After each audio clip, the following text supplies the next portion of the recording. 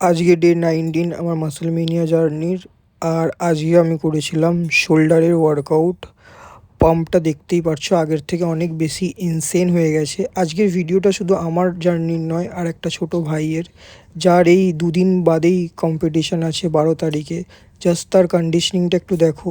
আমার হাতে ready, just 4 মাসে একে রেডি করানো হয়েছে এই একটা ছোট্ট শো খেলানোর জন্য। অনেক আশা নিয়ে ও শোটা খেলবে, তোমরা একটু সাপোর্ট করো ওকে। আর এখনও টোটালি বিগিনার, তাই জন্য ওর পোজিংয়ে অনেক ভুল রয়েছে। আর মেন ওর পোজিংটাই কারেকশান করার রয়েছে।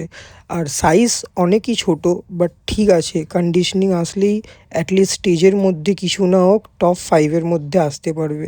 বাট তার জন্য সবথেকে বেশি যেটা ইম্পর্টেন্ট মেন্স ফিজিকে, সেটা হচ্ছে পোজিং আর বডির শো অফ।